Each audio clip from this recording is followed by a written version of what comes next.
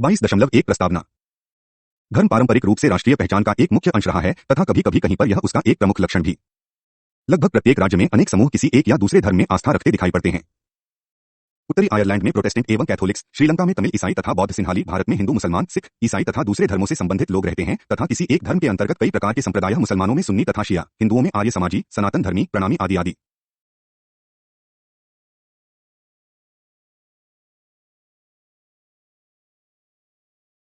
धार्मिक कट्टरतावाद के अतिरिक्त पंथनिरपेक्षी कट्टरतावाद भी देखा गया है। यदि कट्टरतावाद का अर्थ किन्हीं मूल विश्वासों में आस्था तथा किन्हीं सुनिश्चित मूल सिद्धांतों, नियमों का अनुसरण एवं उनके प्रति प्रतिबद्धता है। इस दृष्टि से फासीवाद अथवा साम्यवाद के रूप में सर्वसत्तावाद भी कट्टरतावाद का रूप कहे जा सकते हैं। धार्मिक कट्टरतावाद तथा पंथनिरपेक्षी कट्टरतावाद में बहुत कुछ एक समान है। मूल सिद्धांतों में आस्था, विश्वासों के प्रति प्रतिबद्धता तथा साधनों को लेकर दुराग्रही उत्साह। कट्टरतावाद सदैव धार्मिक स्वरूप का नहीं होता, यह गैर धार्मिक रूप का भी हो सकता है। कट्टरतावाद गत्तों के प्रति जटिल नैष्टिकता है और यह धार्मिक या वैचारिक या दोनों हो सकती है। 22.2 कट्टरतावाद का अर्थ। कट्टरतावाद शब्द को विभिन्न विद्वानों ने उनके एक तत्व अथवा दूसरे तत्व को ध्यान में रखते हुए बताने का प्रयास किया है। यही कारण है कि कट्टरतावाद धार्मिक भी है और गैर धार्मिक भी। वैचारिक कट्टरतावाद को भी कट्टरतावाद का एक अन्य रूप कहा जा सकता है। हैवुड ने अपनी पुस्तक पॉलिटिकल आइडियोलॉजीज में कट्टरतावाद की परिभाषा इस प्रकार की है: कट्टरतावाद आमूल अथवा किसी मत के मौलिक सिद्धांतों में विश्वास है जो प्रबल प्रतिबद्धता से जुड़ा होता है तथा जिसका प्रतिबिंब उनके दुराग्राही उत्साह में दिखाई पड़ता है। इस परिभाषा से कट्टरतावाद में इस प्रकार के निहितार्थ निकाले जा सकते हैं: 1 आमूल मत अथवा उनके मौलिक नियमों में विश्वास, 2 वह विश्वास प्रतिबद्धता का रूप धारण कर लेता है, 3 प्रतिबद्धता दुराग्रह का रूप धारण कर लेती है। मत शब्द से मतलब विश्वासक्रमों को स्वीकार करना होता है जो लगभग एक धर्म जैसा रूप धारण कर लेते हैं। यदि मत को एक धार्मिक अवधारणा के रूप में मान लिया जाए तो धार्मिक कट्टरतावाद का अर्थ है उस धर्म के मूल सिद्धांतों में विश्वास, उनके मौलिक सिद्धांतों में आस्था, प्रतिबद्धता जो लगभग धर्मांधता की सीमाओं को छू लेती है। इस दृष्टि से कोई भी धर्म धार्मिक कट्टरतावाद का रूप ले सकता है। ईसाई, इस्लाम, हिंदू आदि आदि। एक धार्मिक व्यक्ति होना तथा एक कट्टरतावादी होना एक बराबर नहीं है, क्योंकि धर्म कट्टरतावाद नहीं होता। धर्म में विश्वास का मतलब किसी धार्मिक कट्टरतावाद में आस्था नहीं होती। धर्म का अर्थ है एक नैतिक व्यवस्था का अस्तित्व, एक उत्कृष्ट विश्वास, एक आध्यात्मिक लक्ष्य। कट्टरतावाद और विशेष रूप से धार्मिक रूप का कट्टरतावाद धर्म का विलोम है। कट्टरतावाद धर्म का शोषण है, कभी चोरी छिपे एवं सूक्ष्म तथा कभी मुक्त रूप से। यह दृष्टित भौतिक लक्ष्य की प्राप्ति का अभद्र माध्यम है जो धर्म को राजनीतिक धर्मांधात्मक प्रभुसत्ता में बदल देता है। कट्टरतावाद पंथनिरपेक्षवाद, विवेकवाद, मानववाद तथा सहिष्णुता का विरोध है। यह नागरिक समाज को अनेक टुकड़ों में बांट देता है जो एक दूसरे के विरुद्ध एक दूसरे पर प्रहार करने के लिए तत्पर रहते हैं तथा जो एक दूसरे के विपरीत घृणा का प्रचार करते हैं। एक कट्टरतावादी केवल अपने धर्म को अपने हित की दृष्टि से ही समझता है तथा उसी सीमा तक अपने स्वयं के धर्म का भी मान सम्मान नहीं करता। धर्म का एक वास्तविक अनुयायी कट्टरपंथी कभी नहीं होता। वस्तुतः कट्टरतावादी धर्म विरोधी होता है। एक धार्मिक कट्टरपंथी वह होता है जो अपने धार्मिक समुदाय को सुव्यक्त तथा अन्यों से अलग समझता है। वह सामान्य हित को त्याग अपने हित को अधिक महत्व देता है। वह नागरिकों को व्यक्तियों के रूप में नहीं देखता समझता, अपितु उन्हें अलग धार्मिक रूप में देखता है। नागरिकों को धार्मिक रूप से देखते हुए एक कट्टरपंथी दूसरों को स्वयं से और स्वयं को दूसरों से अलग कर लेता है।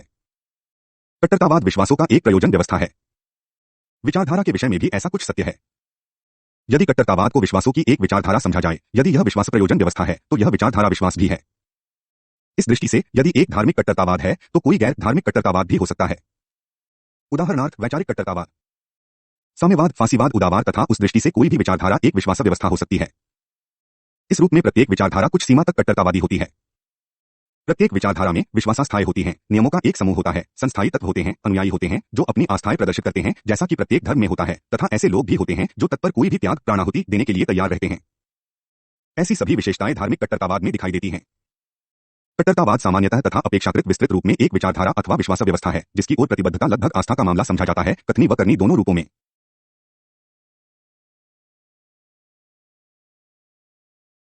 बाईस दशमलव तीन विचारधारा तथा कट्टरतावाद।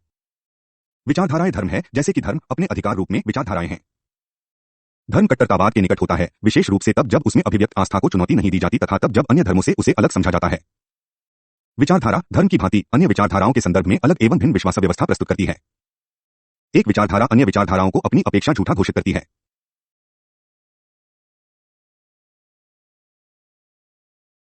धर्म तथा विचारधारा दोनों में एक समानता स्पष्ट दिखाई पड़ती है, दोनों विश्वासों की व्यवस्था का संकेत हैं। विश्वासों में जटिलता धर्म व विचारधारा की कट्टरतावाद की ओर धकेलती है। ज्ञान तथा विश्वास में संबंध वस्तुतः सूक्ष्म होता है, यद्यपि दोनों में भेद भी स्पष्टतः देखा जा सकता है। विज्ञान दोनों को एक दूसरे से अलग करता है। ज्ञान समस्त विज्ञान है अथवा विज्ञान ज्ञान की ओर ले जाता है। विश्वास आस्था मात्र होता है और आस्था सदैव अवैज्ञानिक होती है। परंतु जब ज्ञान विश्वास में विलीन हो जाता है, अर्थात जब ज्ञान की सीमाएं विश्वास के दायरे में प्रवेश कर लेती हैं, तब विचारधारा तथा धर्म कट्टरतावाद में बदल जाते हैं। वैचारिक कट्टरतावाद उतना अवैज्ञानिक है जितना कि ज्ञान से अलग धार्मिक कट्टरतावाद। जब कोई धार्मिक प्रवचन यह कहता है कि सत्य की सदैव विजय होती है तो यह ज्ञान का एक उदाहरण है। परंतु जब कोई धार्मिक व्यक्ति यह कहता है कि जो वह कह रहा है वह सत्य है, तो यह विश्वास का एक उदाहरण है और यह व्यक्ति कट्टरतावाद की अनिवार्यताओं का प्रतीक बन जाता है। इसी प्रकार हिटलर, मुसोलिनी अथवा स्टालिन यह दावा करता है कि उनका कथन एक दैवी सत्य है, तथा ऐसा व्यक्ति जब अन्य लोगों से ऐसे सत्य के अनुसरण की मांग करते हैं तो यह पंथनिरपेक्ष अथवा गैरधार्मिक कट्टरतावाद का संकेत है। कट्टरतावाद के किसी रूप में आस्था पर कोई प्रश्न चिन्ह नहीं लगाया जाता और यह किसी विवेक एवं जांच की पहुंच से परे होता है। धार्मिक प्रकार का कट्टरपंथी आस्था को नष्ट करने की आज्ञा कभी नहीं देता अथवा उसे नष्ट नहीं होने देता जिसे वे स्वयं आस्था मानता है। कोई विचारधारा तथा किसी विचारधारा का नेता उस विचारधारा के सिद्धांतों को चुनौती देने की आज्ञा नहीं देता।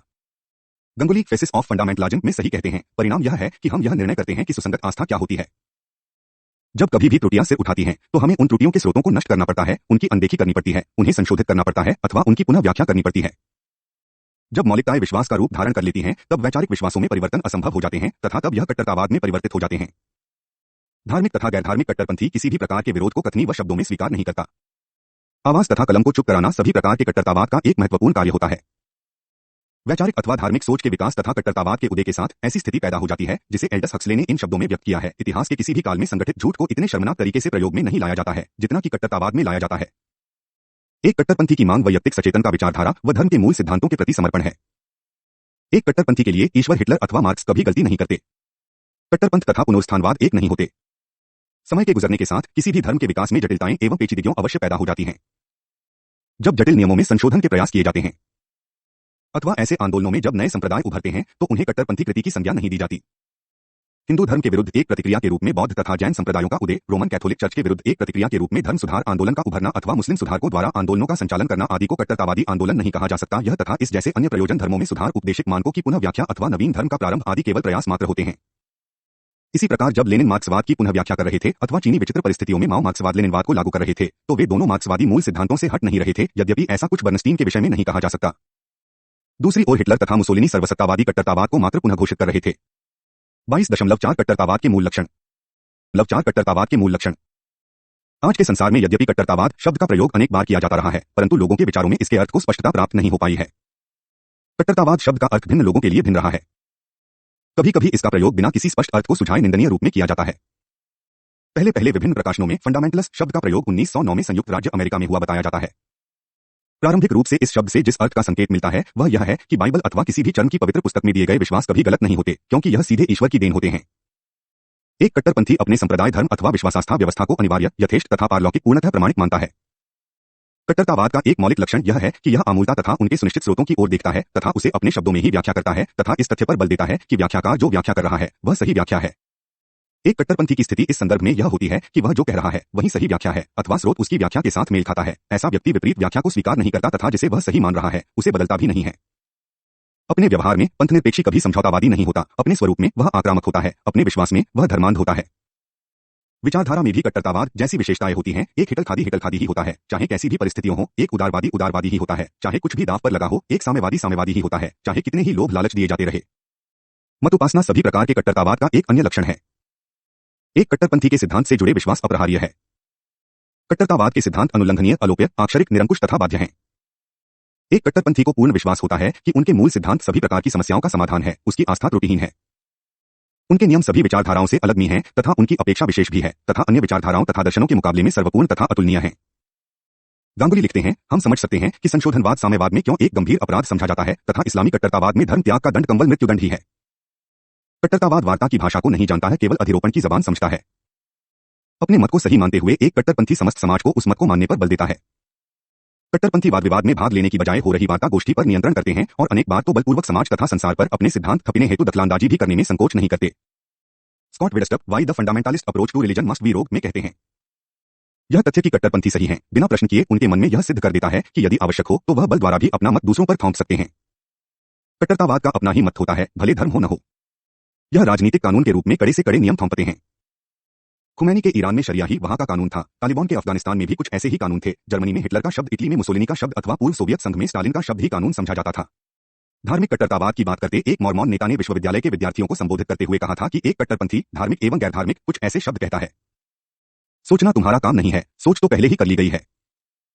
एक कट्टरपंथी कभी भी श्रोता नहीं होता, वे तो जन्म से वक्ता होता है।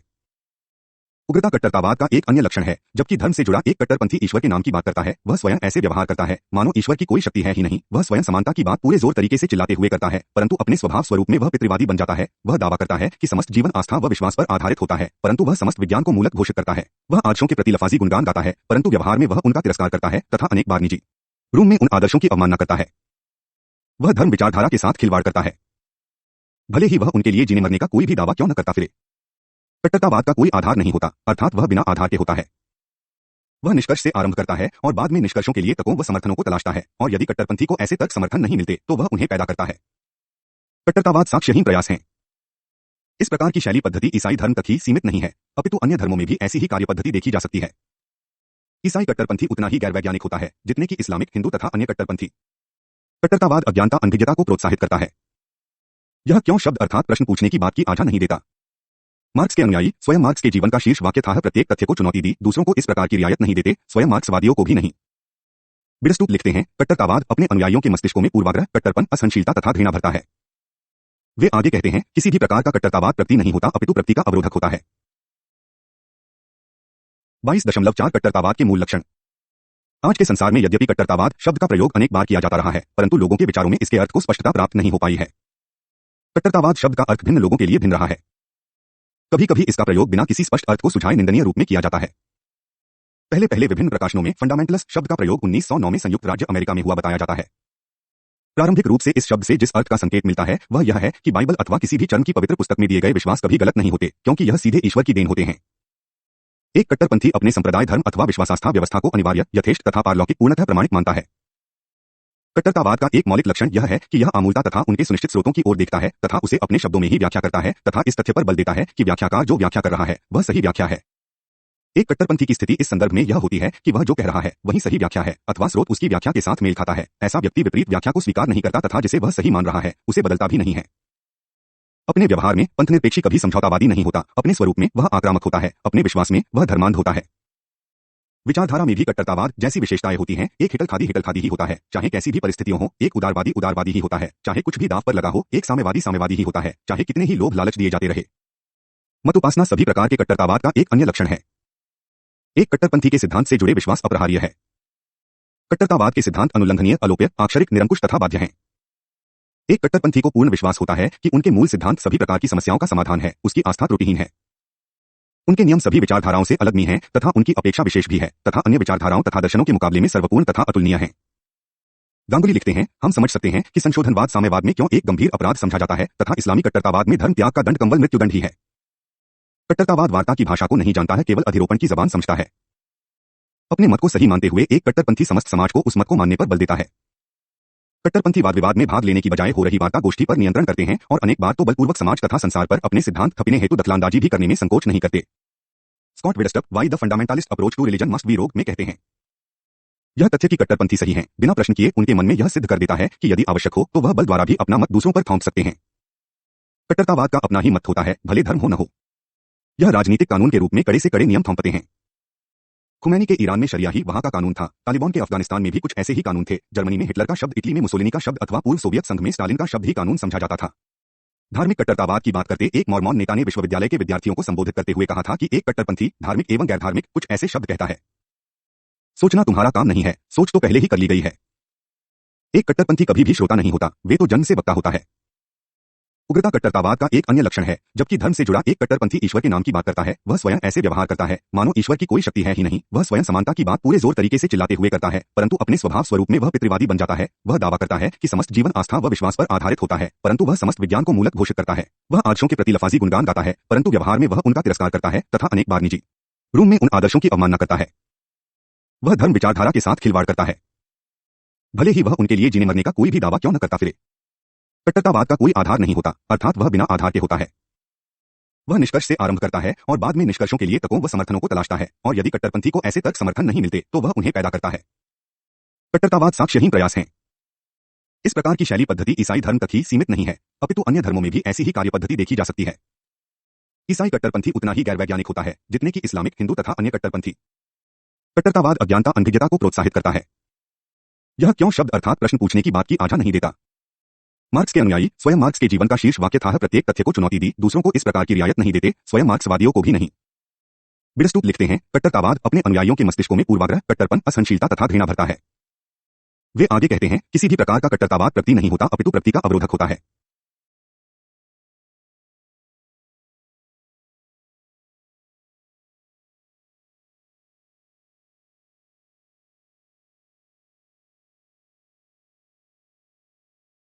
मतलब 5 पंथनिरपेक्ष तथा धार्मिक कट्टरतावाद की सर्वस्मता। कट्टरतावाद भले पंथनिरपेक्ष हो अथवा धार्मिक, विज्ञान तथा विवेकवाद दोनों को नकारता है। प्रत्येक धर्म तथा प्रत्येक विचारधारा विश्वास व्यवस्था पर फलती फूलती है, जिसमें विवेक का कोई स्थान नहीं होता। अथ छदम प्रकार के धर्म व विचारधारा के आस्तिकों के लिए अपने स्वार्थपूर्ण हितों की पूर्ति के लिए कट्टरतावाद की ओर बढ़ना आसान हो जाता है। एक धार्मिक व्यक्ति होने के लिए किसी भी व्यक्ति का वास्तविक आस्तिक होना जरूरी नहीं है। एक छद्म मार्क्सवादी के लिए वास्तविक मार्क्सवादी होना जरूरी नहीं है। यह भी जरूरी नहीं है कि एक धार्मिक व्यक्ति ईश्वर के अस्तित्व को स्वीकार करने वाला हो। बहुत से धर्म ऐसे हैं जो ईश्वर के अस्तित्व को नहीं मानते। बौद्ध धर्म ईश्वर के अस्तित्व को नहीं मानता। वह नहीं मानता कि सृष्टि को बनाने वाला कोई देवी देवता है। जापानी बौद्ध धर्म में ईश्वर शब्द नहीं है। कन्फ्यूशियस, यदि कन्फ्यूशियनवाद कोई धर्म है, ने व्यवहार के नैतिक कोड की व्यवस्था का प्रचार किया था। ताओवाद के विषय में भी ऐसा कुछ कहा जा सकता है। हिटलर तथा मुसोलिनी किसी गिरजाघर में प्रतिदिन जाने वाले व्यक्ति नहीं थे।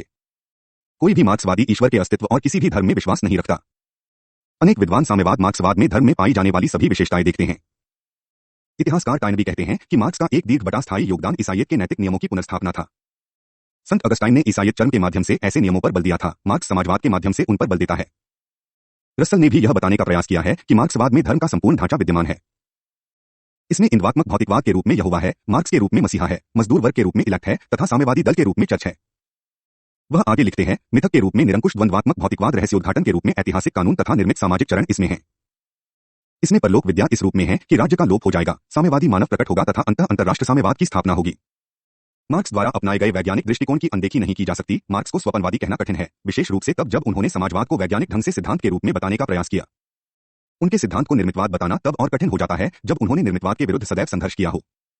परंतु जैसे ही उनका दर्शन उनके अनुयायियों के हाथों में आया, उन्होंने उसे एक मत बना दिया। लेनिन ने उसे कट्टरता प्रदान की तथा स्टालिन ने उसे सर्वसत्तावाद के सिद्धांत के रूप में व्यक्त किए। राजनीतिक संदर्भ में कट्टरतावाद तथा सर्वसत्तावाद एक अच्छे साथी हैं। इसका अर्थ यह है कि एक कट्टरपंथी अपने स्वरूप में सर्वसत्तावादी होता है, अपने मनोभाव में आक्रामक होता है। दूसरी ओर एक सर्वसत्तावादी एक कट्टरपंथी होता है, उतना अवसादक जितना वे हो सकता है। हिटलर तथा मुसोलिनी सर्वसत्तावादी भी थे तथा कट्टरपंथी भी। कट्टरपंथियों की भीति हिटलर तथा मुसोलिनी लोकतंत्र के मित्र नहीं थे, न ही विवेकवाद के प्रेमी। गांगुली ने लिखा है, फांसीवाद, उस दृष्टि से नाजीवाद भी, जैसी विचारधाराएं अथवा धार्मिक कट्टरतावाद अपने प्रभुत्व को स्थापित करने के लिए बड़े पैमाने पर सत्य की झूठ में बदलने के लिए किसी भी सीमा तक जा सकते हैं। उन्होंने आगे कहा, मार्क्सवाद जैसी विवेक पर आधारित विचारधाराएं झूठ तथा आतंकवाद के लिए सैद्धांतिक औचित्यता का विकास कर लेते हैं। अपनी रचना मैन काम्यफ में हिटलर ने कहा था, झूठ जितना बड़ा होता है, उनके माने जाने की संभावना उतनी अधिक होती है। 22.6 कट्टरपंथी मनोस्थिति। कट्टरपंथी अनिवार्यतः मतवादी होते हैं। इस दृष्टि से वह प्रायः अड़ियल होते हैं। उनके सिद्धांत मत, उसे वे कैसे ही समझते हों, में उनके अनुसार कोई अंतर्विरोध नहीं होता अथवा वह किसी भी प्रकार के अंतर्विरोध को स्वीकार नहीं करते। अपने द्वारा माने गए सत्य में वे कुछ और जोड़ने की गुंजाइश नहीं रखते। वे अपने आमूल सिद्धांतों में विश्वासघात की आज्ञा नहीं देते तथा अपने शत्रु के साथ उन्हें अबुद्धिजीवी बताते हुए कोई समझौता नहीं करते। जेम्स वार्नर बॉर्कमैन संपादित रचना fundamentalism revivalists and violence in South Asia. एक कट्टरपंथी की मनोदशा ऐसी होती है कि वह बिना सोचे समझे परिणामों के विचारों को अपने मन में लाने की आज्ञा नहीं देता। यदि कुछ घटता है तो उस घटना का कोई अर्थ होना चाहिए। एक कट्टरपंथी के लिए उस घटना का अर्थ उस व्यक्ति के द्वारा की गई कृतियों के इरादों में निहित होता है। एक कट्टरपंथी की सोच संकीर्ण होती है। यह वस्तुओं को संकीर्ण रूप से देखता है और इस कारण अपनी संकीर्ण सोच से बाहर निकलता ही नहीं है। वे जो कट्टरपंथी के विरुद्ध व्यापक रूप से सोचते हैं, उन पर अपने संकीर्ण विचार तथा अपना दृष्टिकोण चौंपना उस कट्टरपंथी का दायित्व बन जाता है। कट्टरपंथी शत्रुओं के समर्थन को प्राप्त करने का प्रयास करते हैं। वे दुष्ट लोगों को एकत्रित करते हैं, जैसा कि बूस कहते हैं। अमेरिकी कट्टरपंथियों की बात करते हुए बुश कहते हैं कि वे अपने आप को बिल्कुल विभिन्न प्रकार के लोगों तथा असंयोजित कार्यक्रम लोगों के सामने पाते हैं। कट्टरपंथी सदैव अपने सामने अपने शत्रुओं को ही देखते हैं तथा शत्रु सदैव अपने आप को कट्टरपंथियों को ही अपने सामने देखते हैं। अमेरिकी कट्टरपंथियों के लिए साम्यवाद कोई सामान्य राजनीतिक विचारधारा नहीं है, अपितु एक षड्यंत्र है। अमेरिकी कट्टरतावाद के संदर्भ में बूस लिखते हैं, कट्टरपंथियों में इस तथ्य पर भेद है कि कौन इन सबके पीछे है। कुछ सोचते हैं कि साम्यवादी वस्तुतः यहूदी हैं, कुछ अन्य समझते हैं कि यहूदी वस्तुतः साम्यवादी हैं। 1980 के दशक में साम्यवाद अपनी शक्ति खोने लगा, तब यहूदी अचानक मित्रों के रूप में उमड़ आए। अब अमेरिकी कट्टरपंथी पंथनिरपेक्ष मानववादियों को शत्रुओं के रूप में देखने लगे। ईरान के आयतुल्लाह अमेरिकी साम्राज्यवाद, यहूदीवाद, सियोनवाद, ईसाईविद सबको एक समान पाप समझते हैं।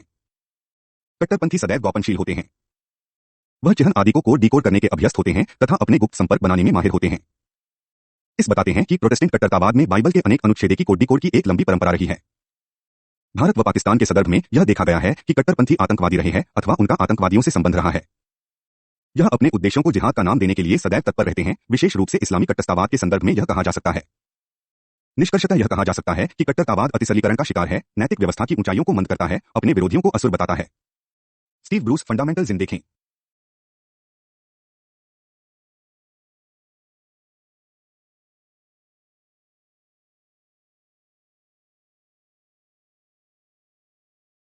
बाईस दशमलव सात कट्टरतावाद एक तुलना।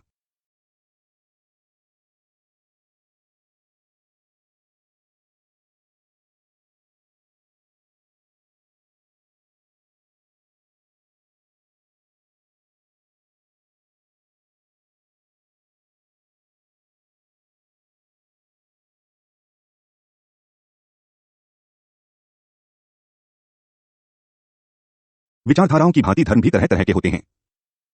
इनमें अपनी कट्टरता की संभावनाओं का अंतर है। धर्म अथवा विचारधारा जितनी एकाश्मक होती है, उनके कट्टरता की और बढ़ने की संभावना उतनी अधिक होती है। इस्लाम तथा ईसाई धर्म की प्रोटेस्टेंट शाखा अखंडित धर्म है। दोनों का विश्वास एक ईश्वर में है, दोनों हठमत हैं, दोनों का विश्वास है कि ईश्वर की इच्छा तथा उनके स्वरूप की अभिव्यक्ति की जा सकती है। यह दोनों तथ्य इन दोनों धर्मों की कट्टरतावाद की पूर्व शर्तें प्रदान करते हैं। इस्लाम व प्रोटेस्टेंट ईसाई धर्म की अपेक्षा हिंदू धर्म कम अखंडित तथा कम हठमती है और इसलिए कम कट्टरतावादी है।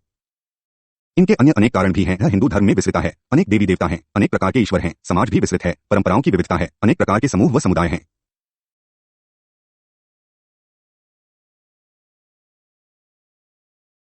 बूस बूस कहते हैं कि हिंदू धर्म को एक धर्म न कहकर धर्मों का समूह कहना अधिक उचित है। कुछ शिव के पुजारी हैं तो कुछ विष्णु के। इन सब में अनेक समानताएं हैं तथा यह एक दूसरे के शास्त्रों को सहन भी करते हैं, क्योंकि इन सबकी अभिव्यक्तियों गावगाद जाति जाति में भिन्न भिन्न होती हैं। इसलिए इनमें एक से निर्देशों को लागू करने, शिथिलता की आलोचना करने, परंपराओं से जुड़े आधुनिक संरचनाओं को अस्वीकार करने की संभावना कम होती है। एक बाइबल तथा कुरान की अपेक्षा हिंदू धर्म में अनेक पवित्र ग्रंथ तथा पवित्र परंपराएं हैं। हिंदू कट्टरतावाद विरल है तथा यह तभी उमरता है जब गैर हिंदू कट्टरतावाद उसे चुनौती देता है। स्वयं हिंदू धर्म में पुनरुत्थान के प्रयास समय समय पर चलते रहे हैं। कभी अतीत के आरंभिक काल में बौद्धवाद, जैनवाद, बाद में सिखयात के रूप में तथा कभी 19वीं शताब्दी में ब्रह्मा समाज, आर्य समाज, रामाकृष्ण मिशन अथवा वेद समाज के रूप में। हिंदू धर्म में रूढ़िवादिता का उत्तर पुनरुत्थान में प्रायः देखा गया है।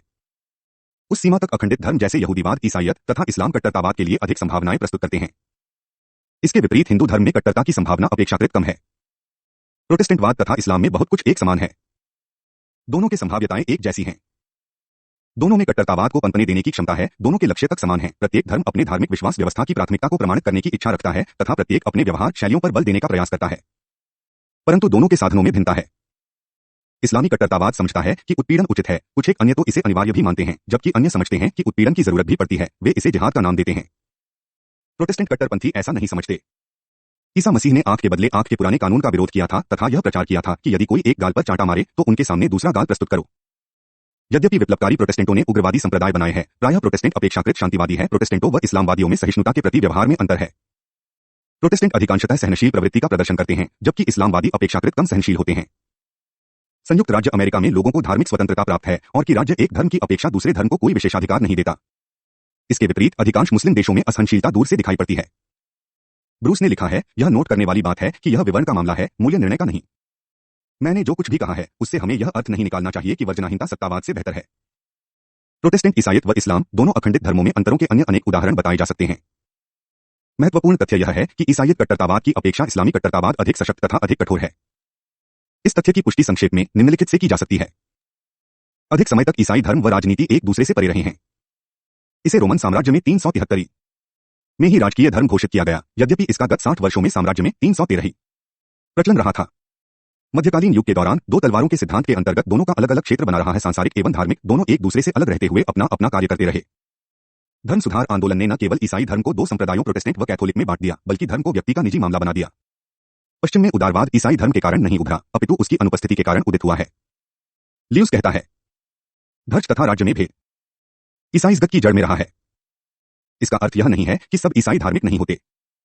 वे उतनी ही धार्मिक प्रवृत्ति के होते हैं जितने कि दूसरे धर्मों के अनुयायी। कुछ ईसाई तो ईसाईयत शैली के जीवन को व्यतीत करते हैं।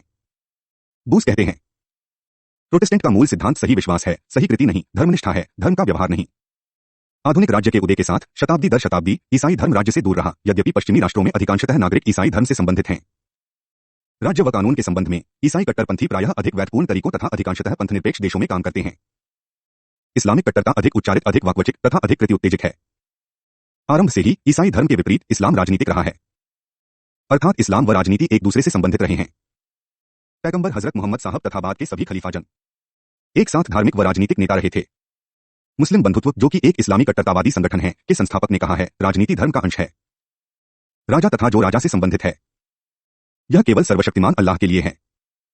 इस्लामी कट्टरतावादी धर्म से जुड़े व धर्म के अनुरूप जीवन शैली की अनुमति देता है तथा यह मांग भी करता है कि लोगों के कार्य भी धर्म अनुरूप होने चाहिए। हिज़्बुल्लाह के एक बंधक ने इस्लामी कट्टरतावाद को इस प्रकार व्यक्त किया है, हमारी सभी गतिविधियां, हम किस प्रकार सोते हैं से लेकर हम किस प्रकार शौचालय में प्रवेश करते हैं तक, हमें देखा जाता था कि कहीं हम इस्लामी कानून का उल्लंघन तो नहीं कर रहे। खुमैनी ने लिखा था कि शौचालय में प्रवेश करते समय एक आस्तिक को पहले बायों पैर आगे रखना चाहिए। उस कानून की अवहेलना पर हमें काफी कोसा दंड दिया जाता था। ब्रूस इसमें कुछ और जोड़ते हुए कहता है, इस्लाम के लिए धर्म का अर्थ है पवित्र कानून का पालन करना। जैसा कि अल्लाह कानून का पालन चाहता है, इसको लागू किया जाना मात्र स्वीकार्य नहीं अपितु आवश्यक भी है। अपने आप का पश्चिमीकरण करने के बावजूद भी मध्य पूर्व के अनेक मुस्लिम देश इस्लाम को, जो उनका धर्म है, छोड़ नहीं पाए हैं। उनके लिए इस्लाम धर्म से भी बढ़कर है, यह उनकी आंख है, उनकी शैली है। इस्लामी कट्टरपंथी राज्य के संदर्भ में अधिकांशतः धार्मिक प्रकार के देशों में कार्य करते हैं तथा मुस्लिम बंधुत्व एवं इस्लामिक एकता की प्राप्ति का प्रयास करते हैं।